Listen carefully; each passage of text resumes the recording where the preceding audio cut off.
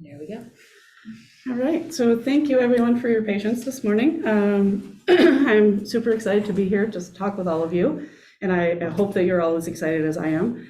Obviously you're here because you have a little bit of interest in goats, which is great. That is one of my passions. I've been raising goats for over 20 years, almost 25 years, and have seen a little bit of everything.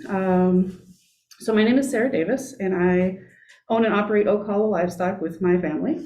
My husband, and then we have 5 kids, and so we're busy, but we love raising them in that environment.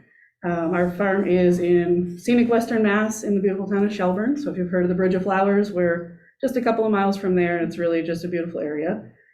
I grew up on a small dairy farm with dairy cattle, mostly Jerseys, and I'm just passionate about sustaining agriculture and strengthening the local food system, and making it accessible to everyone.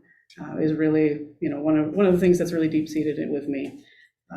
I've raised registered boar goats, which is mostly what you see in this picture. So all the white-bodied, brown-headed goats are all boar goats. I've raised them since the late 90s, and currently we maintain a herd of about 30 breeding does. And then we also have a few Saanen dairy goats, which is the white goat there with the up ears. So she's one of our milking goats. And so we milk the dairy goats for our own home milk production. We don't sell it. There's a lot of red tape in that to try to sell milk locally here. So we also raise mini Rex and American chinchilla rabbits. My kids show them, and the American chinchillas we also raise for meat. And then we raise exhibition quality Cayuga ducks, which are a heritage breed that we really just are passionate about. We also raise Muscovy ducks, which are kind of a cool duck that's not really a duck. I encourage you to meet them if you haven't. And then we have an assortment of chickens, including black copper Morans that lay super dark shelled eggs. We also generally have a couple of cows, and then we raise pigs during the summer. So as I mentioned, we're a little busy sometimes. So there's a lot of things going on, but it lets us sort of diversify what's on our land and help improve the soil just with different multi-species grazing. And we really try to take a holistic approach to the way that we manage our farm. We do offer pork, chicken, goat, duck, and rabbit as we have it available.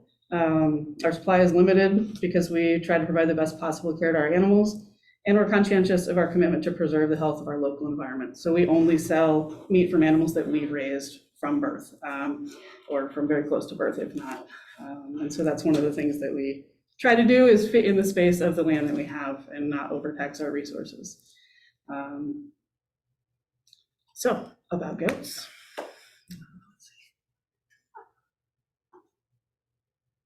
There we go. So why goats? And this is where, I think we're allowed to be interactive in this, right? Because we're in person again. So anybody here who's interested in goats, tell me what brought you here. Why are you here today? What are you interested in doing with goats? Yeah, go ahead. Well, so,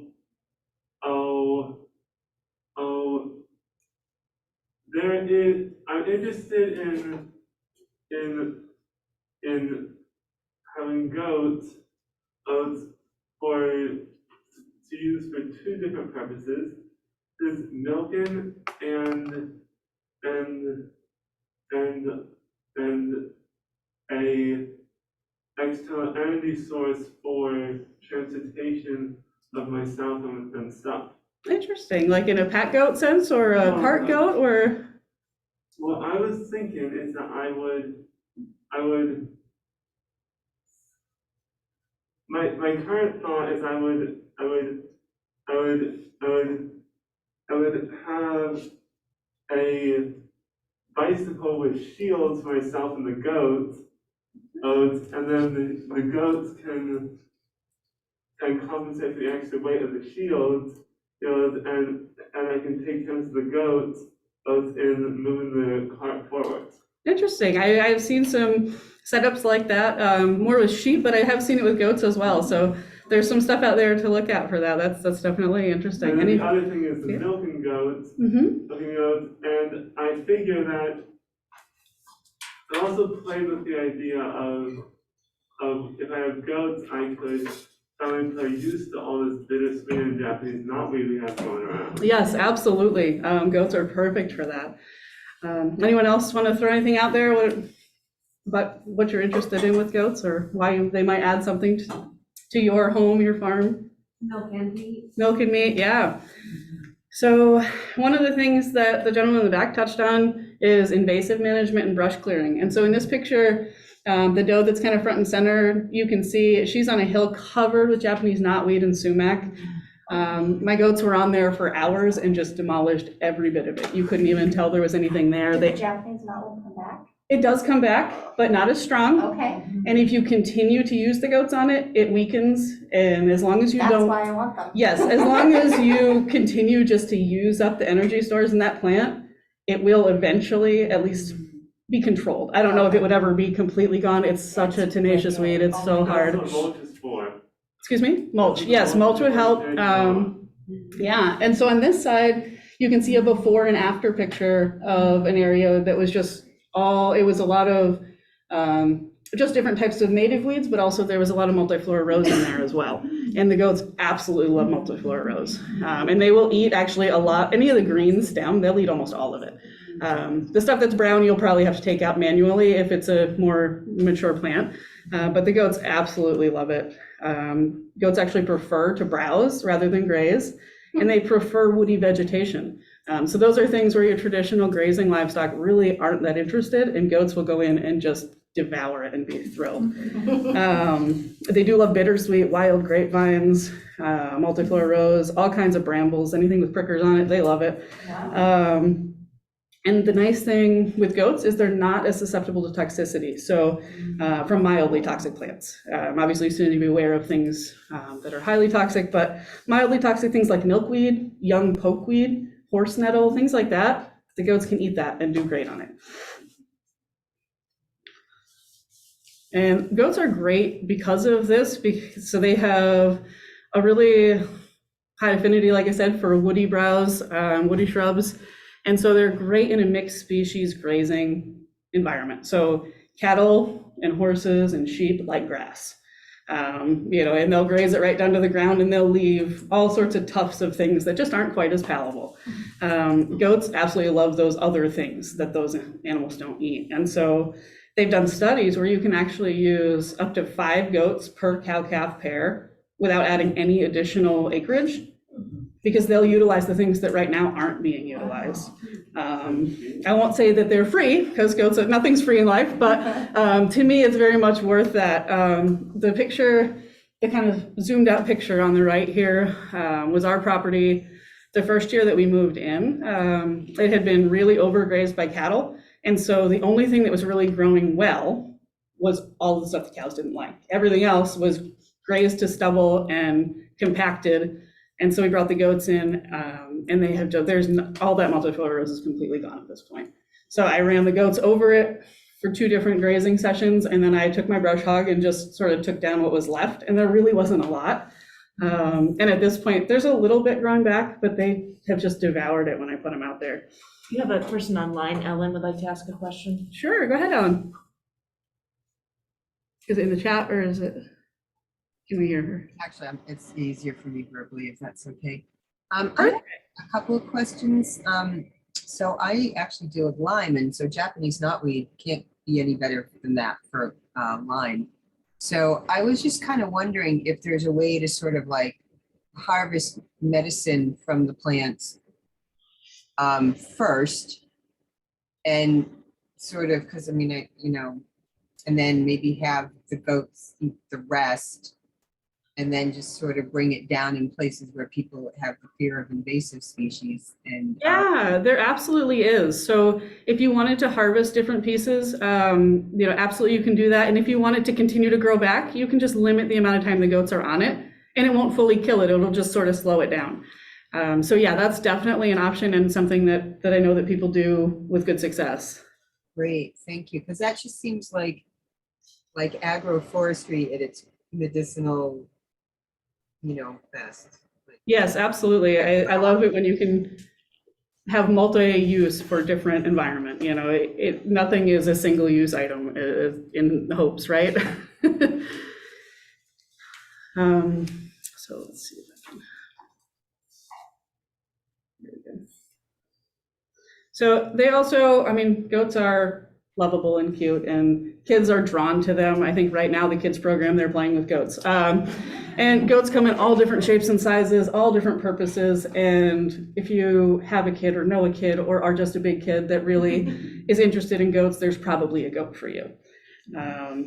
They're, extremely entertaining. They like to jump around and they do ridiculous, silly things. And everybody just kind of loves goats for the most part. They're really good, 4-H and FFA projects. Caring for goats really teaches a lot of responsibility and commitment and independence and self-sufficiency, all these things that I think kids could use more of. And in every generation, but in this generation especially, I feel like that's a really valuable thing. And of course, goats aren't just for kids. So one reason that a lot of people get goats is for sustainable dairy products, whether it's liquid milk or cheese. That's a little block of feta that I had made, and it's super easy to make. So if you're thinking about it, there's a farmer's cheese that's super easy, and feta, and there's other things. And then a friend of mine, Christy, who some of you may know, that's some of her goat milk soap that she sells. And I made goat milk soap once, and then Christy started making it, and I said, you know what? I don't need to make it anymore. I can take that off my plate. So I am very much a customer and love her soaps, but they are based on goat milk, which is just amazing for your skin. And, we really enjoy it. The milk is interesting because it's a little easier to digest. The lactose molecules are small enough that they generally digest easily, but also a lot of times they will not trigger any sensitivities for people who have lactose intolerance. It's not always the case, but in a lot of cases it is. Mohair and cashmere are items that you hear all the time for really expensive, really fancy, handmade items. And that's something that, if you have fiber goats, you could grow yourself. And whether you sell it or whether you have it processed or whether you do everything, from soup to nuts and do everything in between, you really have that flexibility to decide how invested you want to be in that process. But the goats are going to grow the fiber anyway in these breeds. And so you have the opportunity to harvest it. There's no injury to the animal. It makes them more comfortable. They generally enjoy being shorn and run around like babies again once they're shorn, because now they've just taken off this winter coat. It comes in a variety of colors. And actually, as far as marketability, the domestic fiber market is getting really strong because of a lot of reasons. But a lot of our mohair and cashmere historically has come from China. And the quality of their product, their fiber, is just not as good as what's here, on top of being more, all the transportation costs and everything else to get it here. That could be its own presentation. But so these are just the two on the outside are both from Angora goats. And the one in the middle is cashmere. And cashmere and Angora are a little different. Angora, you shear off the animal. You clip it off, or you use a set of shears and you take off the entire coat. Cashmere, you actually brush out. And so it's the undercoat that's this very soft, fine fiber. So they're a little bit different, but both beautiful and amazing fibers. And if you have not played with them, you should. Goats reproduce really quickly. And so that's a good and a bad thing. If you want to raise goats, it's a good thing. They generally have between 1 and 3 kids, on average 2. But as they get older, they tend to have more. They generally give birth for the first time between 12 and 24 months old. So they mature pretty quickly compared to cattle or, larger livestock. The offspring grow really quickly and are able to be on their own by about 3 months old. And so the reproductive cycle is just very short. So for people who are producing meat goats in particular, the more kids you have, the higher your profit margin can be if they're all growing well and healthy. Which brings me to meat goats. So boar goats are a meat goat, and the reason that we got into boar goats is to produce a healthy protein option for our own family. Meat from goats is actually the #1 consumed red meat in the world. In the US, it's not as popular. It's more associated with different cultures that have immigrated to the US, but we should all be eating more of it. I've got a little chart up there that shows, if I can move this so you can see it a little bit, there we go, that shows just a nutrient comparison. And so goat has as much protein and more iron than beef, less fat and cholesterol than skinless chicken breast. And so for people who are at risk of heart disease, this is actually one of the meats that is recommended for people to use if they are unable to continue eating beef or something like that because of the different things. Yeah. Just out of curiosity, on different goats, does that vary much or no, for meat? Not a lot. It's within statistical accuracy, I think. I'm sure that, grass-fed goat is a little bit different than something that's heavily supplemented. No, I just mean Different breeds. I Yeah. suspect it's pretty much the same. I think that they generated these numbers based off of a broad assortment of animals, and so I think it's pretty accurate for across breeds. The other thing with goats is they don't do well in high stocking situations, and so goat isn't at risk of becoming the next beef, where it can be run in a highly intensive program. Goats really need to be in a more natural system, or they don't grow or they don't live. I mean, they're animals that are really made to be out and moving. And so that feeds into a little bit for me of them being more sustainable in my mind. It's not something we can pack into a half an acre and have 1,000 of them in there and just grow them till they're big enough, because they really just don't do well. And so for me, I, obviously raise them out in my pastures and things like that. And so it's great for me, knowing that I'm working with the animal's nature instead of against it. And the meat from goats is very mild, very lean. A lot of people are worried about the taste. It does not taste like a buck smells, if you've ever smelled a buck. Some cultures, Jamaican in particular culture, they look for big, rangy, stinky bucks and they curry it, and it's an amazing flavor if you like curry. I personally don't, but I know a lot of people do, and it's an amazing thing. But the animals that we process tend to be sort of at a prime age of about 80 or 90 pounds, so under a year old, and it's very mild, and it'll take on the flavor if you're cooking with it. So you don't have to worry. You can substitute ground goat for ground beef, and the only difference is you won't have to drain the fat, because there really won't be any. I think it's a little bit sweet. My kids prefer it over beef, and obviously they've been raised with it, but to me that makes my heart happy, because I know it's a healthier option. And we do eat beef as well. I mean, we eat a variety, but it's nice to have different options. And then goats are a meat animal after everything else. They're classified as livestock and as a meat animal. And so the baseline market for goats is generally derived from whatever market price is. So this is a stockyard in Texas, where they run animals through and buyers bid on them and process them for whatever different uses. But generally, it's bigger packers that are buying animals from smaller producers. And you can see, obviously, there's fluctuations in value pricing, but as far as this chart shows the amount of goat meat imported into the US, and this is from 2010 to 2018, and you can see it hovers right around 15,000 metric tons is being imported into the US.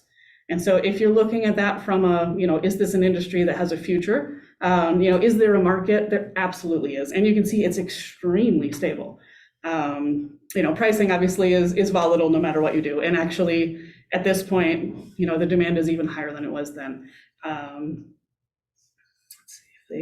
High quality goats are going to sell well for slaughter markets. If you feed them well and they're healthy, they sell well if you market them at the right size at the right time, which brings me to there are a lot of different markets as well. And so I mentioned the Jamaicans really like a big, kind of rangy, smelly adult buck. There's other markets that want a castrated male, like I work with a Nepalese group, and they want castrated males that are about 100 pounds. And then there's other groups that want, Easter-sized kids that are 30 pounds. And so there's a lot of different markets, and so you have to really do some research to figure out what market you want to work with and what the timing is for that, because they're all at different times of the year with different size animals.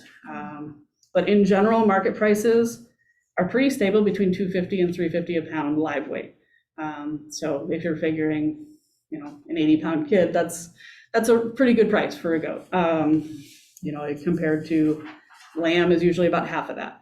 And the inputs aren't really that much different. Premium retail cuts can get very pricey. If you look in the grocery store, imported retail cuts from Australia are going to be $16, $18, $20 a pound. And so we sell a lot of retail cuts. We don't charge that much money because I think it's beyond what most people can afford or will afford.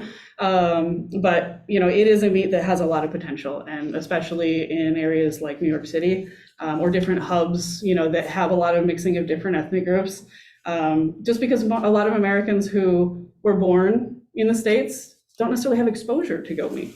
And so a lot of us don't like to try things that we don't know, or that we don't want to take the risk of preparing something that cost us a lot of money and not getting it right.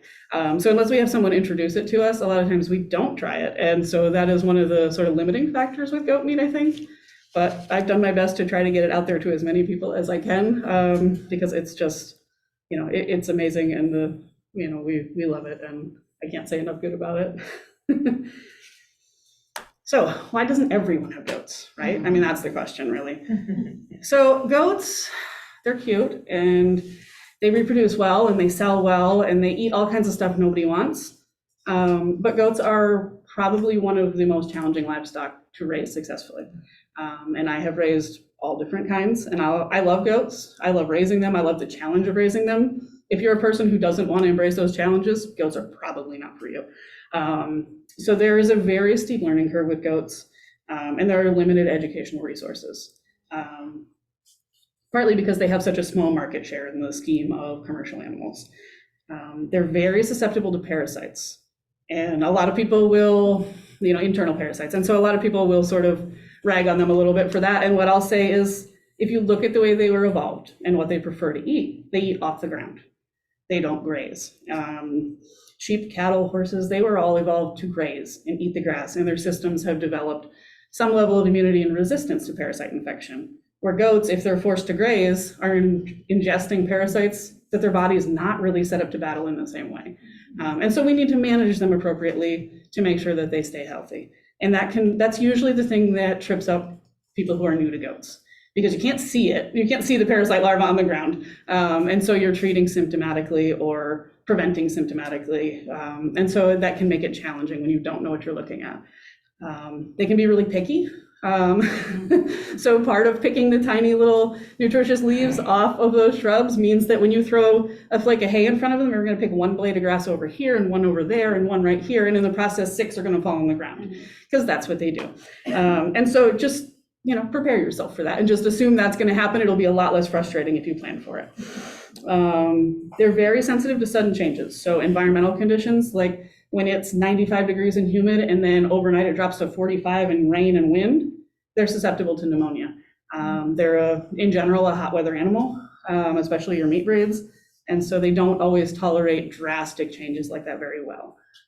Hold on one second, okay? Let me get through what I have to say, and then I'll be happy to answer your question.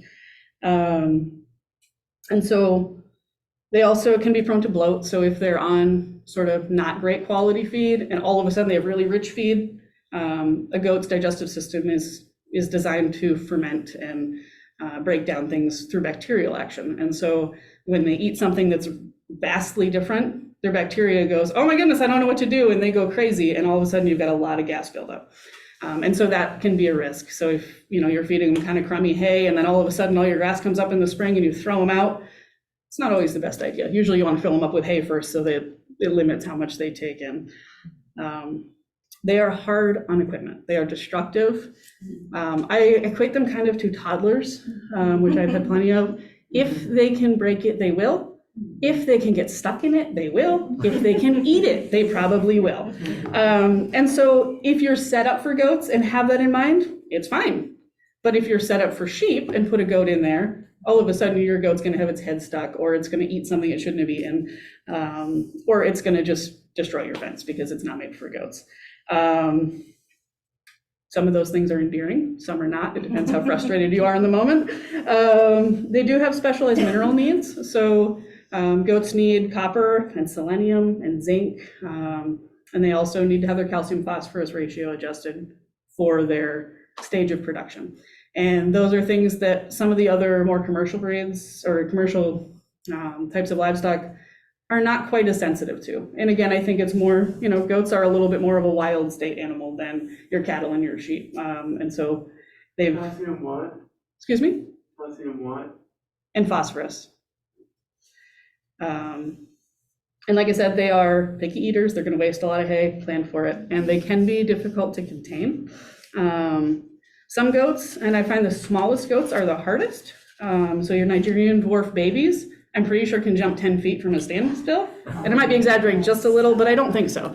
And we'll get into it a little bit more, but you know, some goats are more prone to jumping or climbing or scooting under things. And so the phrase curiosity killed the cat, obviously they had never met a goat, because goats are definitely higher up the list than cats, and I have cats too. It can be challenging to find a goat savvy vet. It's getting better, I think, especially in our local area. There are multiple vets that will treat goats. But again, there's not a lot of research on goats. And so it's hard for a lot of vets to know, what should I do in this case? And so you really need a vet that's committed to figuring it out and not just doing what they would do for a cow, because the goat will die. Because they're not the same. They metabolize medications a lot faster. And they just are a different animal. And most medications are off-label for goats. And so they have to be acquired through a veterinarian with a prescription, you know, whether it's, you know, whatever it is. Almost everything is off-label for goats because they're just not important enough in the commercial scheme of things. There was an earlier question. Yeah, did you have a question? Go And ahead. someone online too. Okay, cool. Oh, Or did I answer it for you?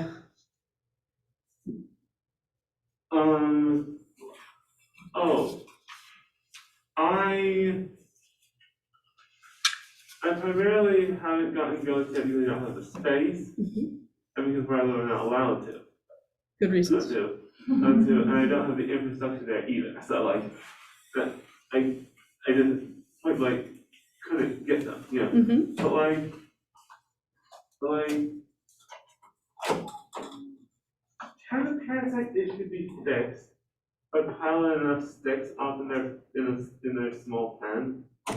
So they don't actually touch the ground as much. If you want them to be grazing, if you want them to be eating any kind of green stuff that's on the ground, they're going to be exposed to parasites. So if you have enough sticks or mulch or something else that there's nothing growing, yes, it will keep them from reinfecting themselves. Does that answer your question? So the ground has to have been there to begin with that to work. Not necessarily, as long as you block everything from growing through, because they will just nibble at stuff. And I'll talk a little bit more about that as we get further into. So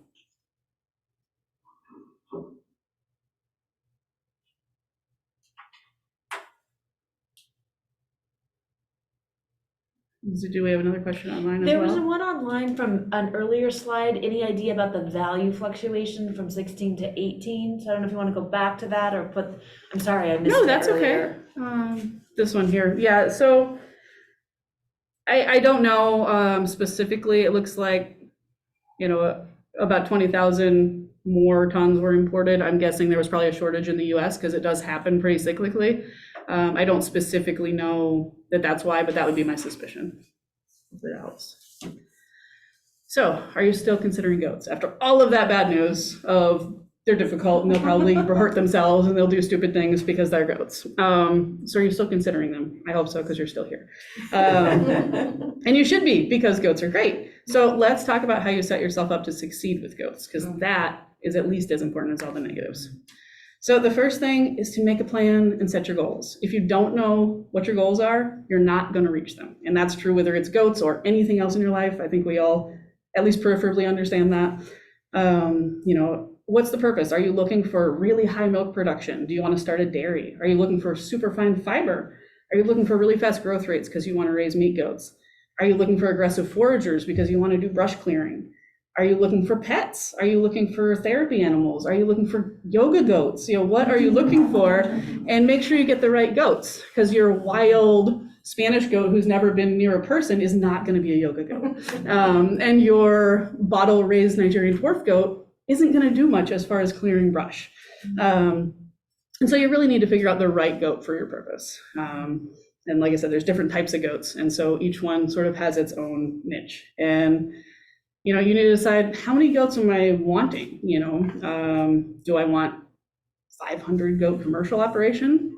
Do I want 4 goats in my backyard? Do I want 1 milker and a buddy? You know, what is my goal? And, you know, be realistic about how much time you have to care for them, because they do require some maintenance. It's not huge, but it's one of those things that can get away from you if you're not on top of it and you just don't have time to do it. Make sure you have a market for your kids. Are you planning to raise meat kids? Are you planning not to put them in the meat market? And there's plenty of people who aren't okay with their babies being slaughtered, and that's okay too. There's room for that, but make sure that you have a market for the babies that you produce if you're going to be breeding. Or do you want to set it up as a hobby, something fun that you don't have to worry about whether you're making money? Is the sort of satisfaction you'll get from having them enough, or do you want to make it a profitable business? And if that's the case, then you probably need a real plan, a real written out official plan to really make that happen. And then more planning, have an emergency plan. What happens in a natural disaster or a financial hardship, if you lose your farm or wherever you're boarding them, if you have health issues and can't take care of them, what happens if you just can't keep them? Are you okay with them all going to the auction and going for meat? Do you have someone else who would be interested in them? Are you able to make a plan in that way that ensures that they're taken care of, regardless of what happens at the end? Before you get goats, before you set up for goats, before you are sure you want goats, go visit other farms. Everybody is going to do things differently, especially with goats. Ask a lot of questions.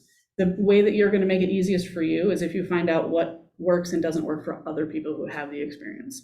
What management strategies work for them, how did they pick their animals, and how did they decide which ones they keep and which ones they get rid of?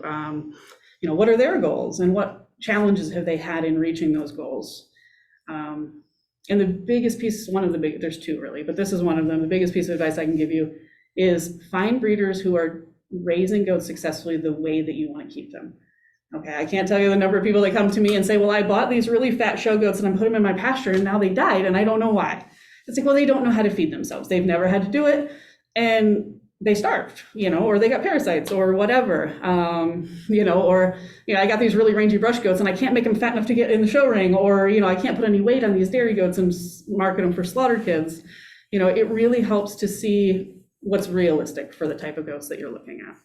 And the only way you're going to do that is by visiting people and learning from people who are doing what you want to do. I didn't realize this was going to be like a, life goal sort of presentation when I put it together, but I feel like that applies as well,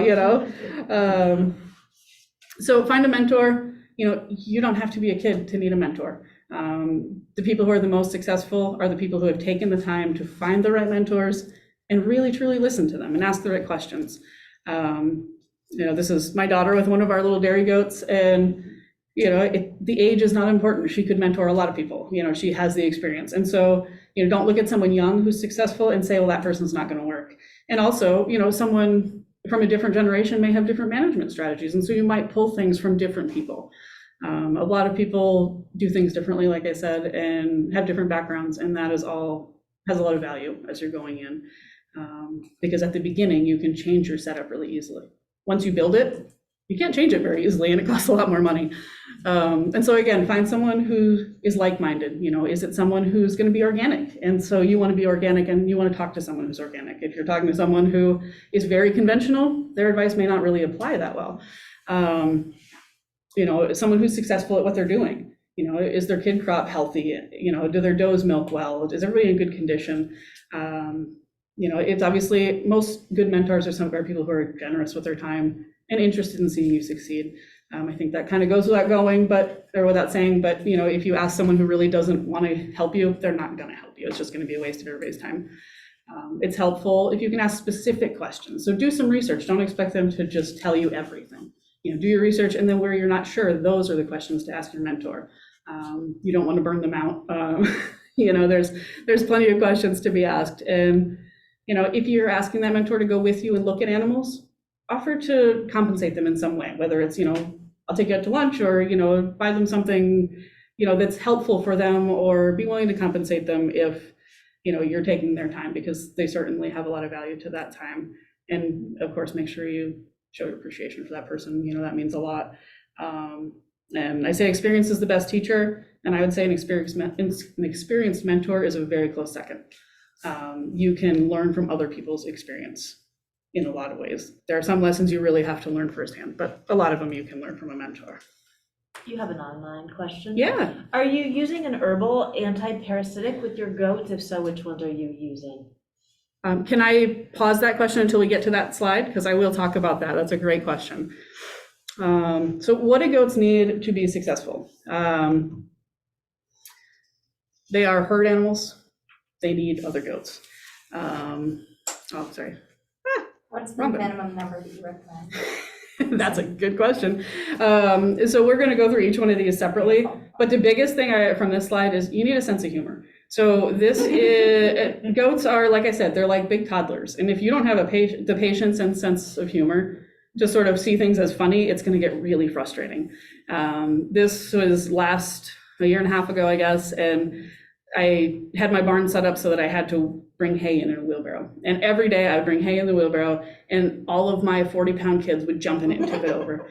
And then they would just have a ball jumping off of it. And, you know, I should have set it up better, but there was one morning where I was just so frustrated and they flipped it over and I was like, I'm done. I don't want them anymore. Like, I can't fight with them because, as you know, there's 20 of them. And so I moved 3 and there's 6 more. And, you know, it was just totally overwhelming until I took a step back and was just like, this is hysterical, you know. But you have to be able to have that mindset going into goats because they're going to make your life difficult. And it has to be something that you're going to embrace and not resent. So herd animals, they need company. I recommend starting with at least 3. So ideally other goats. They will buddy up with other animals, but they prefer goats. And I say 3 because if you get 2, they're going to bond really strongly. And if something happens to one of them, you're going to have a really lonely goat who's not going to form a new bond right now because it's just not in a good place. So if you have 3, and something happens to one of them and they're livestock, so occasionally you have dead stock if you have livestock. And if something happens to one of them, then at least you still have the 2 buddies and you could bring in another 1 or 2 and they'll integrate and not be really stressed. And so always start with 3 is my opinion. And if you can, your best bet is to start with animals that are around the same age from the same breeder because they already know each other, they grew up together, they're already friends. To move to your area is going to be much less stressful because they can rely on each other instead of moving to a new farm, starting new food, having new facilities, and here's some new friends you've never met before. It's like a first day of kindergarten. Your first day of kindergarten would be a lot easier if your best friend came with you, right? And goats, they can be very picky about who they hang out with. So in the slide that I showed at the beginning, you saw the 1 Sana and the 1 dairy goat. And typically, when I go out and they're all sleeping, I've got little family units of mom and daughters and cousins, and like all of them are sort of together. And then you have the dairy goats by themselves. And they're snuggled up and happy, but they don't generally cuddle in between each other, even though they've been raised together. And so just be aware of that. You know, that may or may not make a difference, but for some goats it does. Yeah. So just out of curiosity, I do have dwarf Nigerians, which I've had for like 5 years. But I'm looking maybe to put meat goats in. And so how does, the meat goats are so much bigger. How does that work? And the bad part to me of goats is dealing with the bucks. So I have 2 dwarf Nigerian bucks. And of course, if I do meat goats, I need to bring, so how, the size wise, is that a problem? So goats are, as I'm sure you've seen, very physical. Right. You know, they headbutt and they mount each other and they slam each other into fences and they just are kind of brutal with each other. I always joke that sheep are really nice and goats are the mean girls. Like, you know, they're relentless on each other and they'll lay down and cuddle, but, you know, then they are up and fighting and you swear somebody is, you know, going to meet their demise and they're okay, but it's very dramatic.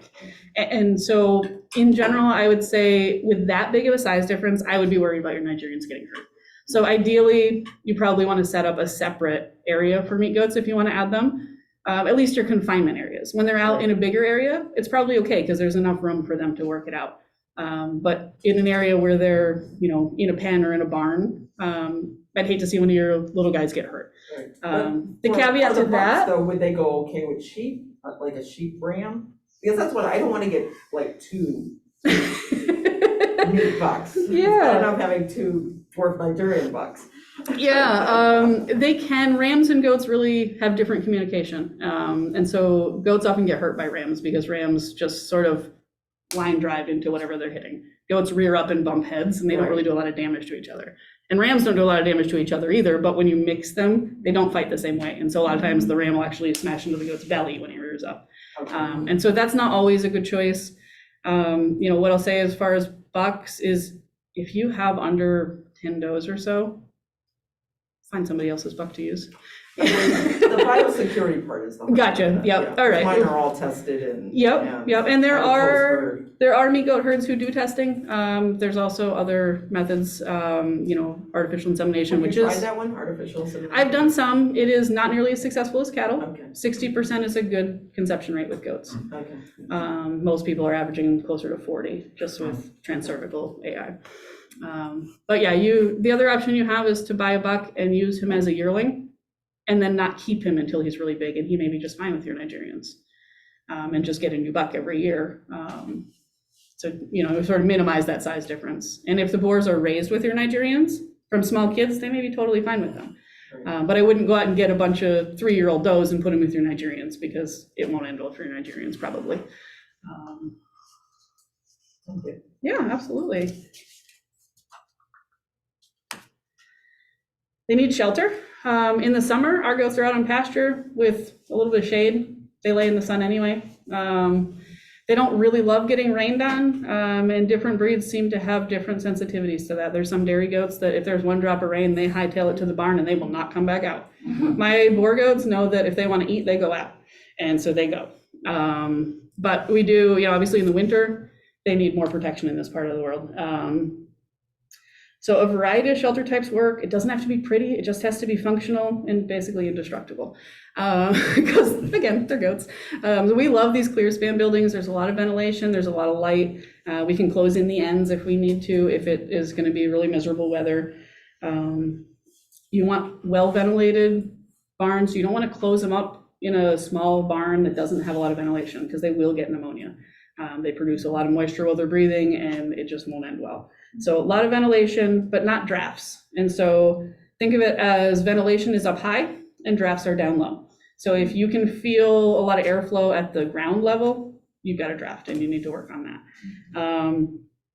You want bedding that's moisture wicking. So there's 2 basic options that most people use. Either they clean a couple of times a week to keep everything clean and dry, or they do a deep bedded pack, which is what we do. And in that case, basically all the moisture falls through. All the waste hay that they make gets added to their bedded pack. We add sawdust or shavings or wood chips, depending on what layer we're on. And the idea is just to keep it dry because dry goats are happy goats and healthy goats. Damp bedding is going to contribute to things like foot rot and pneumonia and coccidia. And so goats are just, like I said, they're really mostly from arid regions. They browse and they live in hot, dry places. And so the more we can remember that as we design for them, the more successful we'll be. And they enjoy things to climb on, big rocks, logs, kids' slides, wire spools, just make sure you cover the holes so nobody gets a leg in there. But anything you can give them, you can see in here, there's what's left of a Christmas tree. They absolutely love them. We love to put them in the winter. They climb on them, scratch on them, scratch their horns on them, obviously eat everything off of them, including the bark. And so we love to have those in just to give them something to do in the winter when it's not as exciting. Permanent fencing. The adage is if it won't hold water, it won't hold a goat. It's somewhat accurate, pretty close. And again, depending on the type of goat, could be more accurate. So goats are escape artists. That's really, they're curious. And so they want to see what's on the other side. And if there's any way to get there, they're going to find it. Again, back to that toddler thing. And so I would say, permanent fencing is important.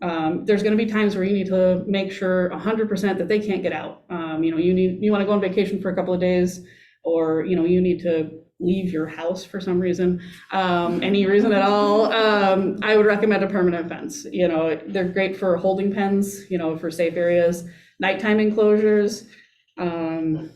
It's a physical barrier, so you're sure that they're not going to get out.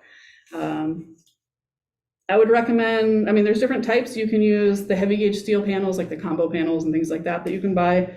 They're pricey. It'll take the goats a really long time to destroy them. You can use board fencing. I've seen people make solid board walls for their bucks just to keep them in for sure. Other people have used, different things, but, it has to be something that they don't fit out of. And this here that you see in this picture is a 4-inch by 4-inch squares, 4-foot tall sheep and goat fencing. I recommend the 4x4s if you have goats with horns. That way they cannot usually get their heads through once they're a few months old. If you have goats without horns, you could use the fencing that has 12-inch vertical spaces because they'll stick their heads through and pull it back out. The goats with horns inevitably get their heads stuck because apparently their horns expand when they go through. I'm not really sure. So you have to minimize the gaps under the fence. Again, if they can get out, they will. They do climb on fences, they scratch on fences, they rub on fences, they push fences. The thing that we do to minimize that is I run a hot wire. I don't know if you can see, but I should have highlighted it right on this spot here. There's an insulator, so it's an offset insulator. So 6 inches from the permanent fence, I have a hot wire. So if the goats go to rub their back on my fence, it zaps them, and it doesn't hurt them, it's just a static charge. But they don't like it, and so then they don't destroy my fence as fast. So that can really help somewhere around nose height or shoulder height. And then I like to put one at the top too, just for the adventurous goat that might want to try to climb over. Not that those exist. So then there's temporary fencing. We use a lot of this portable net fencing, and it's electrified. All the horizontal lines are electrified, and it is a psychological barrier. If your fence is not hot, they'll walk through it. Even if it is hot, if it gets down, limb falls on it, they might go over it because they know they can. They're smart, and they'll actually go by and touch it with their little whiskers on their face to see if it's hot. So they'll check it all the time. So you can't fool a goat. They're smarter than we are. So this net fencing is great for cross fencing. It's great for rotational grazing. It's great for brush control in areas where you really don't want a permanent fence, but you want to get them in there so they can eat whatever's in there. You can do multiple electrified strands. I find the net fencing is easier, it's more reliable, so I prefer it. But some people have really good success with 3 hot wires, and I won't argue with them if they have it, but I would have a perimeter fence around it personally. It has to be really hot.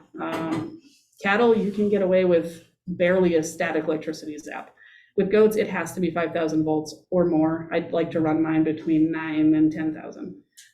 If they touch it, I want them to realize that's a really bad idea because they can get tangled in this. And, if it's not hot enough and a goat gets their head in, it can be a really bad situation. And so we want to avoid that. And it does require training. If you're going to put your goats in an electric fence, train them to the fence before you expect it to work.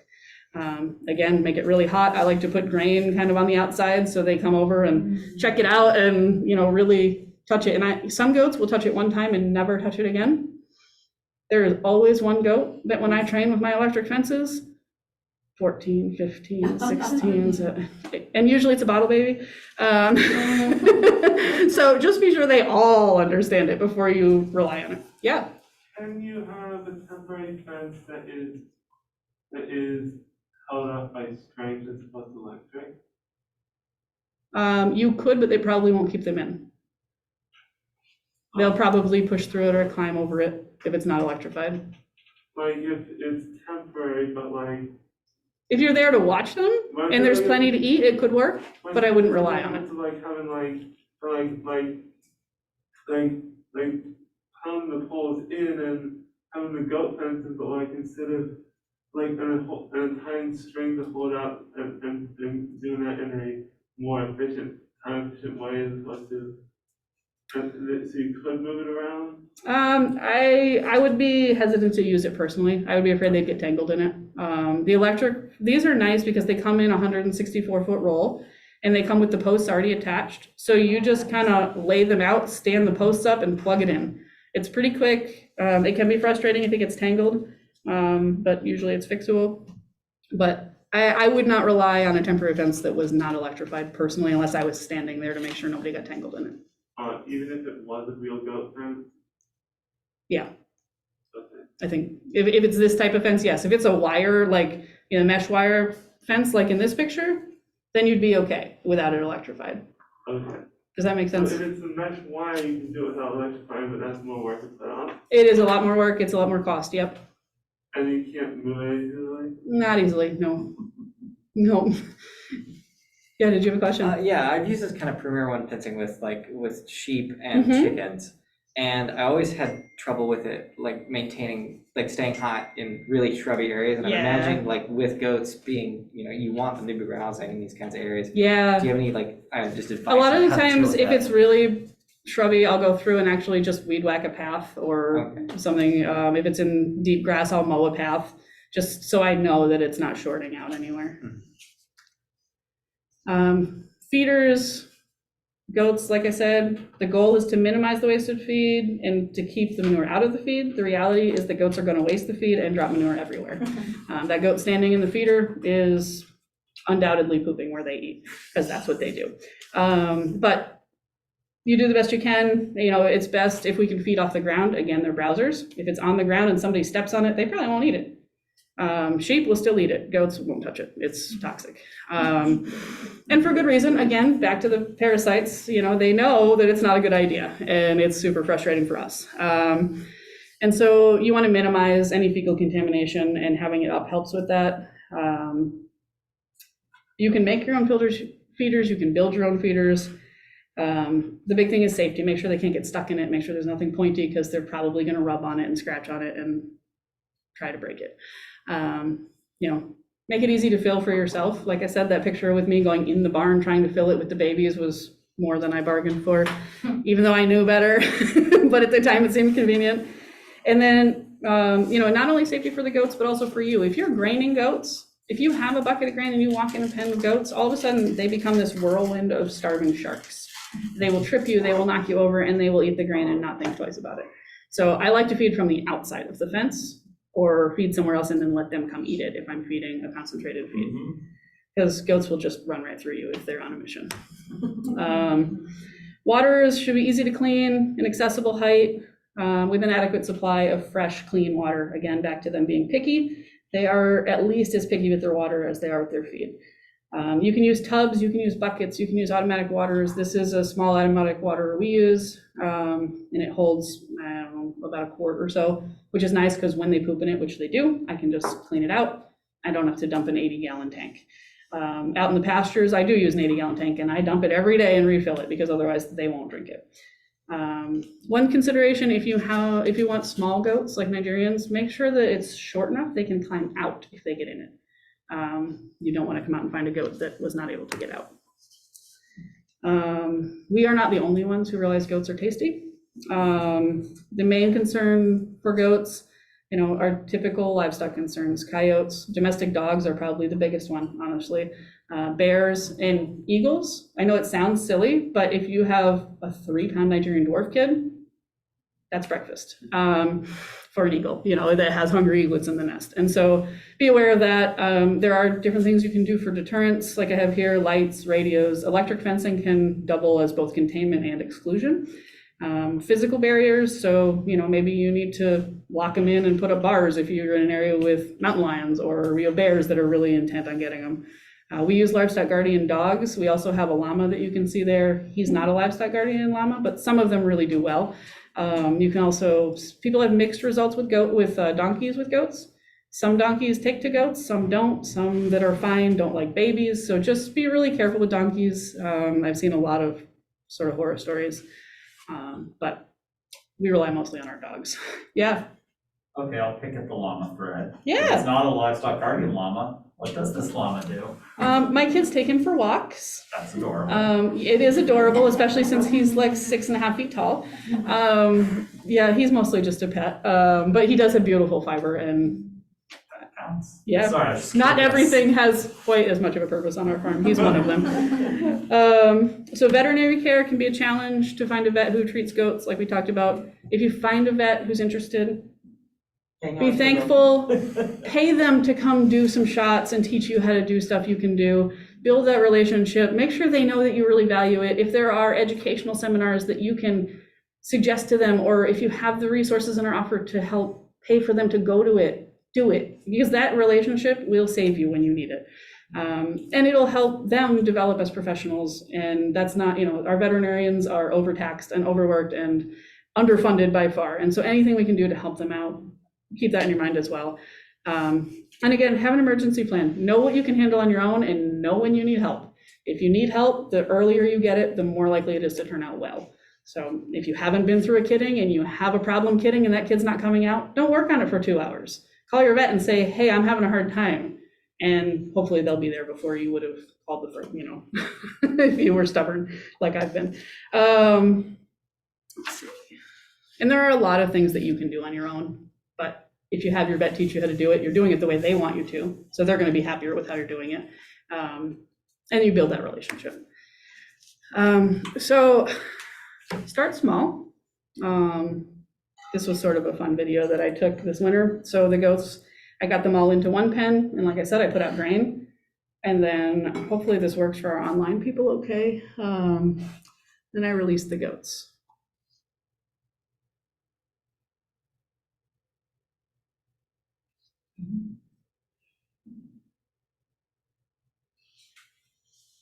The baby's like, where's everybody going? And back.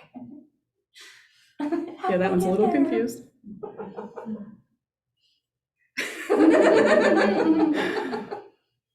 And so you can see they just shove each other, they crowd each other, and if you're in the middle, your legs will be bruised. But start small is my recommendation. You don't want to start with 30 goats that are running at you if you're not really confident. Start with 3, 4, 5, not 30. Yeah. About starting small, I've been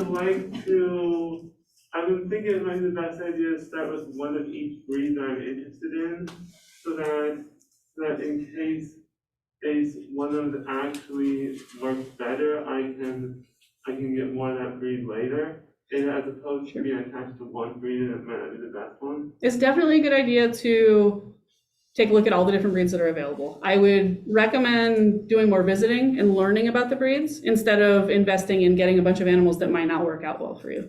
That and the breeds may not mix together very well. Again, if you're getting different breeds, they're probably coming from different farms. So you're bringing a bunch of different backgrounds in and they're going to fight. They're going to not be as happy. Okay, so that might not be the best idea to buy kids from different breeds, one of each, and then.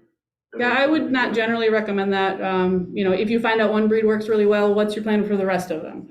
What's the plan for the rest of them? Right. Do you have space to retire them? Are you okay with eating them? Do you want them, do you have pet homes lined up? You really need to think through, what you would do with them. But if one that doesn't work as well still is good enough, I would just keep using it until, I'll just keep using it for that and just not get any more. Okay, and I mean, that's an option, if you get them all around the same age, especially if they're young, that could work. But, again, make sure that you're not signing up for more than you bargained for. Okay, make sure you can handle it.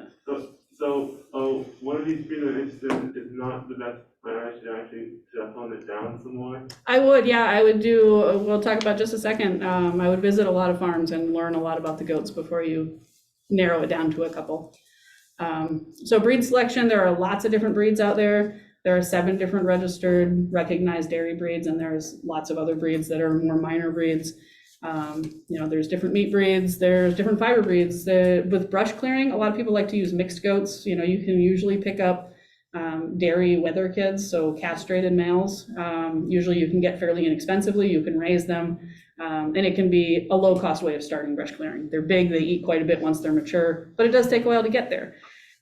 Sometimes brush clearing, you can ask breeders about animals that are not fitting in their program for some reason, that they don't necessarily want to butcher. So that can be a way to find animals that might be really good for your brush clearing operation without a huge investment.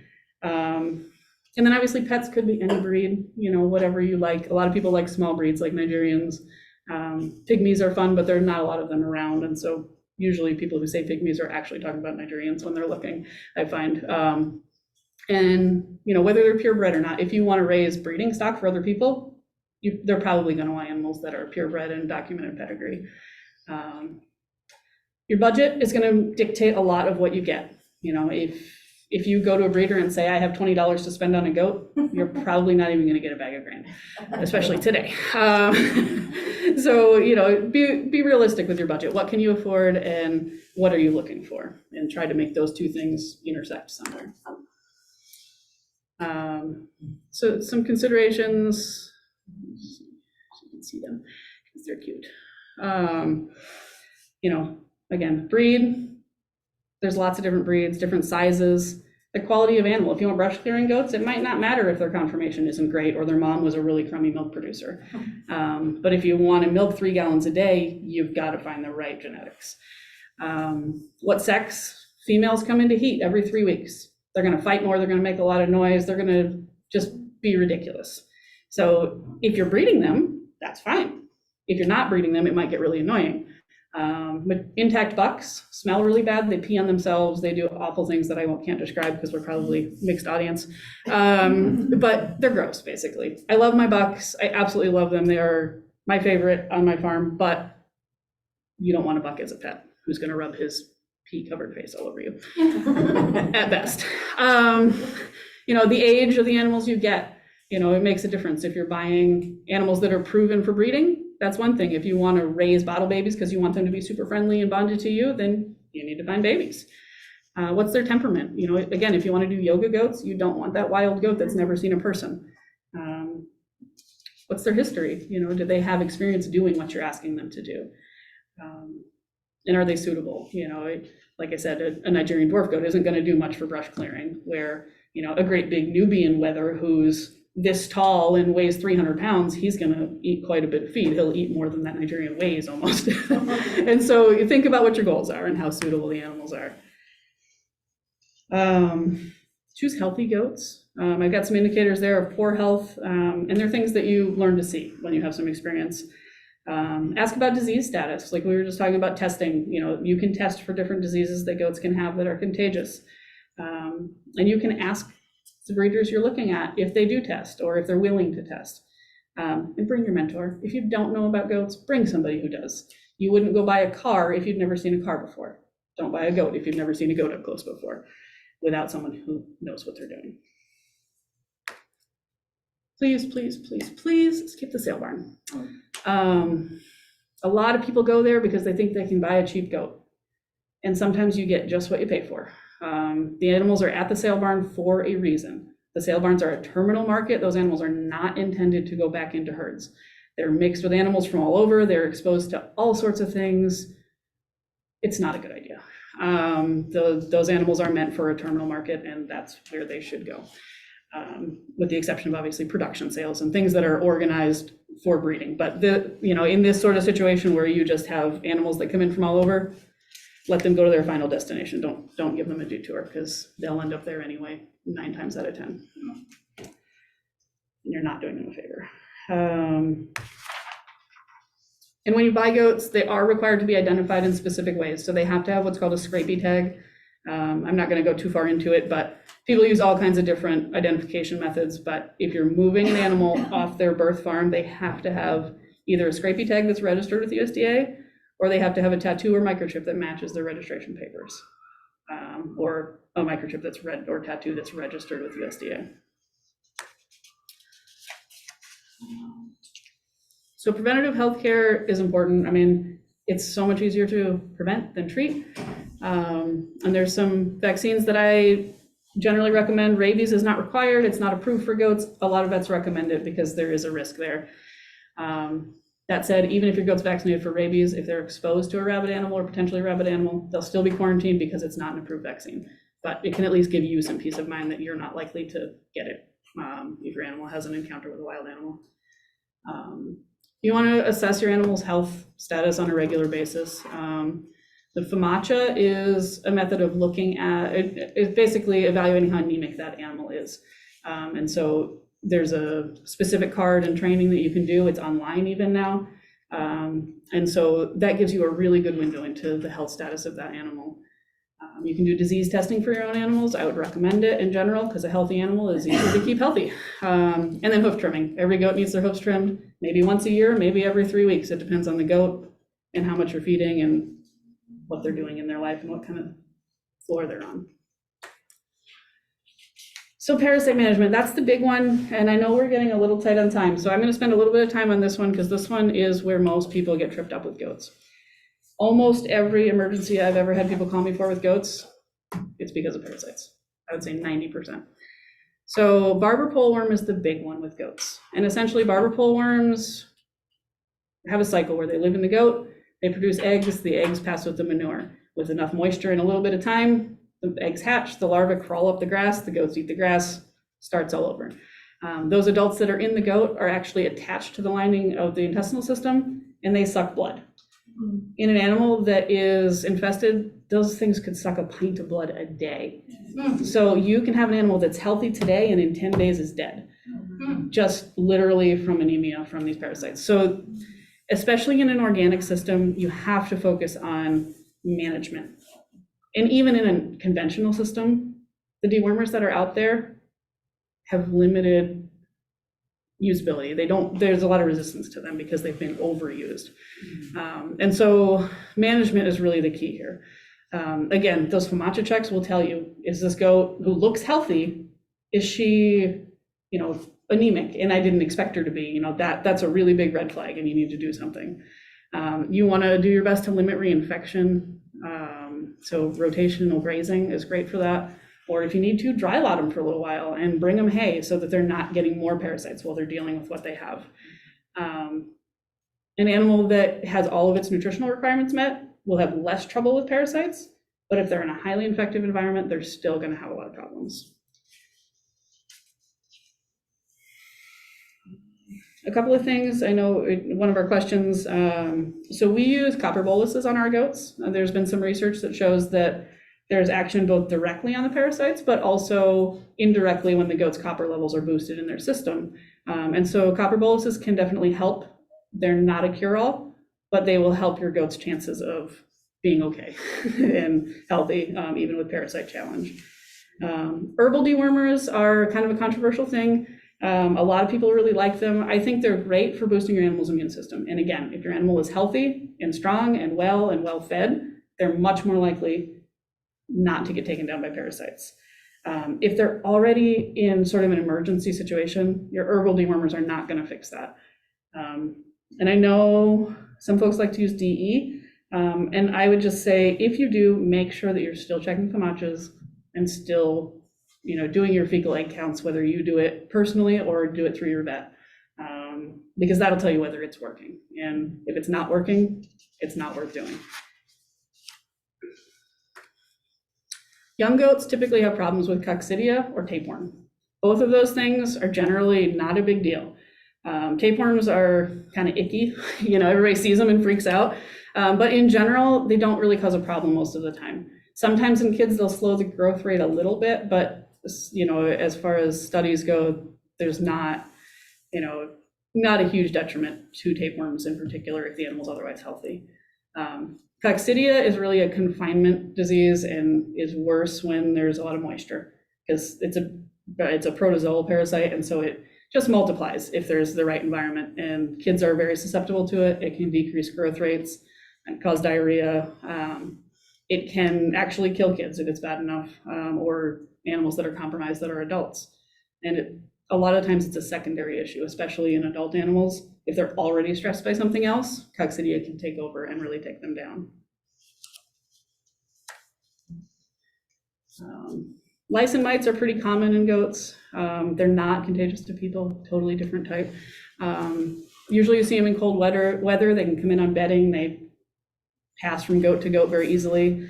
So just something to keep an eye out for and manage for. Ticks are generally not a big concern, even though we see them. Goats aren't as susceptible to Lyme disease. Meningeal worm is another one that we've dealt with.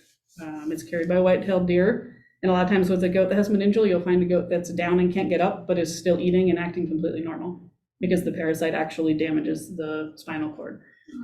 And so that one is tricky and really needs to be treated immediately if that animal has a chance of recovery. Have you seen a lot of that? In some areas, yeah. Unfortunately, it's kind of a scary thing. Goats aren't their intended host, and so they kind of do things they wouldn't do in a deer. In a deer, they're a digestive parasite, essentially.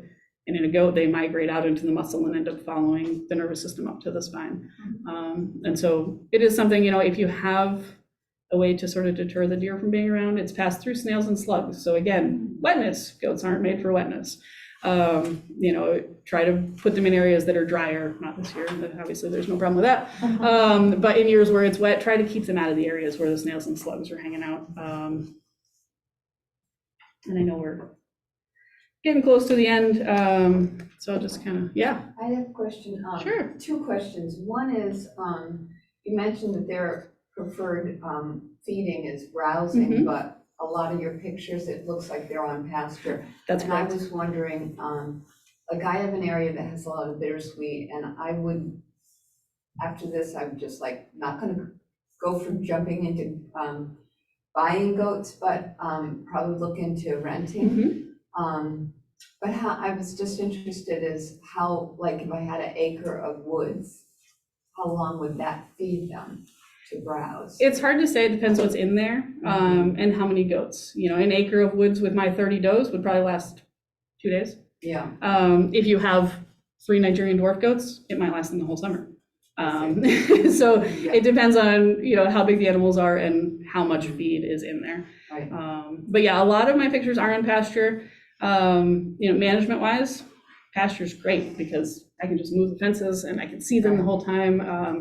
And it grows back in a predictable way. Browse, a lot of times, if you put the goats on it, you can only do it once or twice a season because there's just not enough feed that grows back. And so we do what's called intensive rotational grazing.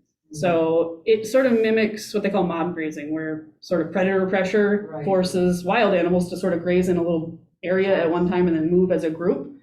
And so this mimics that, where basically I put them on one spot until it's down to whatever threshold I've established. Usually it's about ankle high, you know, 4 inches or so. And then I move them to the next spot, all as a group, and they don't go back to the first spot until after any larvae that are there would not be infective anymore. So that could be 45 or 60 days. And in some cases, they can overwinter. Not so much in this part of the country, but it is something to be aware of. And then I use strategic browsing. So if I know there's we get a week of rain in August and it's hot and humid and nasty and wet, I'm gonna put my goats in the woods and let them browse, because any parasites that are on the ground are gonna hatch and come crawling up the grass. And so I do a lot of management to minimize, any parasite issues. And the upside is doing that mob type grazing increases your forage yield, your soil quality, and your animal health. And so it really, is a great thing. And if you can run cattle or horses or something after the goats, they sort of vacuum up all the larvae, and it's not infective to them because it's species specific in most cases. So having diverse livestock can make a big difference with that. Yeah. Do you know how prevalent it is to find companies or farmers that rent out the goats or do that kind of service for? Yeah, there are people homeowners? that do. The closest one is probably Central Mass Goat Rentals. I'm in southeastern Connecticut. Okay, I know I have a couple of contacts in Connecticut that do that, and if you want to get my contact information, I'd be happy to connect you. But yeah, there are people that do. There's definitely a need for more, and I keep debating whether to do it, but not until my kids are old enough that I don't have to drag them all with me. Yeah, it sounds like a good thing for a farmer to do, like another. It can be. It can also be risky. Again, if there's toxic plants that you didn't see and your goat eats a bunch of mountain laurel, you've got a dead goat. It's very toxic, and you'd like to think if it's toxic, they won't eat it because it tastes bad. That's not true. Or if In it's most chemicals cases. on the land, like. Yeah, they're absolutely. Like, no way. Yep, you can't control what people spray, so. So supplemental feeding when they're not on pasture, or you have goats that need more feed, whether they're lactating or growing or whatever that need is. Again, they're picky eaters. And so some goats will eat certain feed and some won't. But we always feed a second cutting hay. First cutting hay has a lot more stems in it. So that's the earlier hay. And it's not as high of a quality, so the goats don't prefer it. So they'll waste a lot more. If you want bedding, get first cut hay. If you want them to eat more of it, get second cut hay. And to meet their needs, like we were talking about, the calcium phosphorus ratio, you want to make sure that whatever concentrated feed you're feeding is balanced, especially if you're feeding bucks or wethers. They can get what's called urinary calculi. So it's a buildup of different minerals depending on what's out of balance in their system. So just make sure that it's balanced for goats. And there's sort of a back and forth of whether wethers need grain. and in most cases, an adult wether probably doesn't. A growing baby who's been castrated, who's 4 months old, probably could use some grain, so he grows to his potential. An old man wether that's 12, that's going into winter and has a couple of teeth left, could probably benefit from some concentrate. So, look at the animal that's in front of you instead of a blanket statement when you're figuring out what to do. And always, always, always gradual changes with goats and feed. Because if they were getting no grain yesterday and I give them 3 pounds of grain today, it's not going to go well.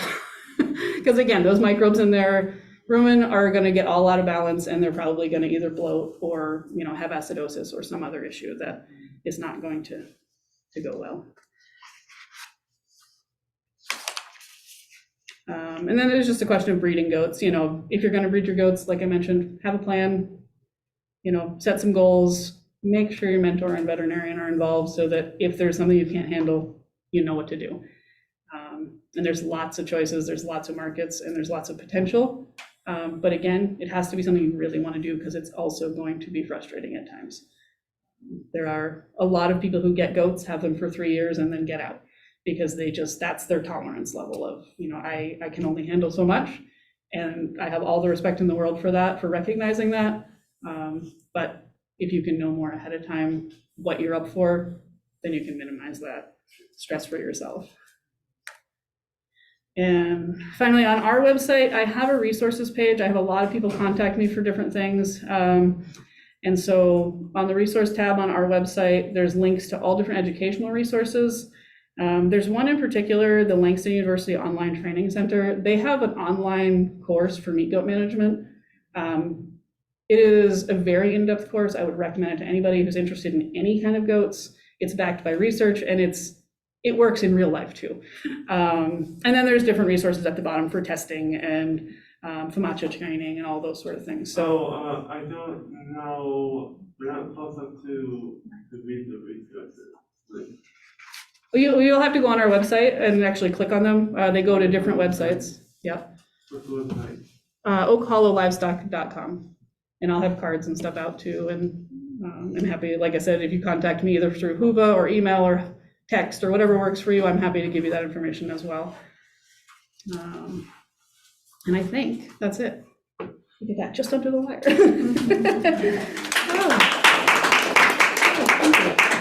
Does anybody have any burning questions?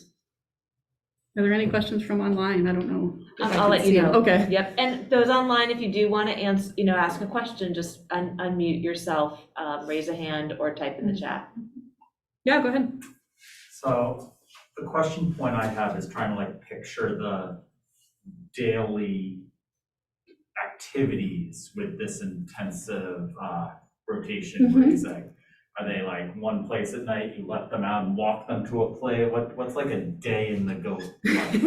Yeah, so again, it depends on scale. For us, I try to move them twice a week.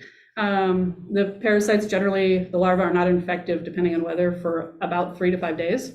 So more towards 5 usually, but so I try to move them twice a week. So the net fencing that I showed you, I'll have the paddock that they're in set up, and I'll set up the next one right next to it, and all I do is open the fence, run them over, close it back up, take down my old fence, and set up a new one. So I just sort of piggyback the next one on top until I've gone through all the areas I want to put them in. In some cases, I take it all down, run them into the barn, and then set up brand new, depending on how far it is from where they were. My goats are really well trained to follow me, especially if I have a handful of grain that rattles. They will follow me through fire, I'm pretty sure, for grain. But you'd better plan to run, because they will come. Sometimes I'll give the can of grain to my daughter and tell her to run, because that's more fun. But she likes it, I like it, I don't get run over. But no, they're actually quite good. I've gotten them trained, so now I usually don't need the grain. I call them, they follow me, they know they're going out to feed. But yeah, typically I just open a fence and they run from one to the other, and it's pretty uneventful, really. So they have a shelter in Sometimes if I can fence them into an area that has access to the woods, then that's all they get, and it does fine. And some people will run them in at night and run them back out in the morning. A lot of people do it that way, especially for predator concerns, or if they're not 100% sure their goats are not going to test that fence in the night, it's probably a good idea to put them in not electrified fence overnight. So it really depends on your system and what your goals are. Anybody else? Well, I appreciate all of you coming and listening, and I hope that everyone was able to take away something valuable. Ellen has a question. Yeah, sure. Yeah, so the things I'm thinking of doing, it's kind of like a mixed use. Very intrigued by the yoga, although I could give that one up probably more than any of them. Brush clearing milk soap. Is there a goat that would be a breed that would be, or a type that would be recommended for that use? I'm not really interested in meat goats.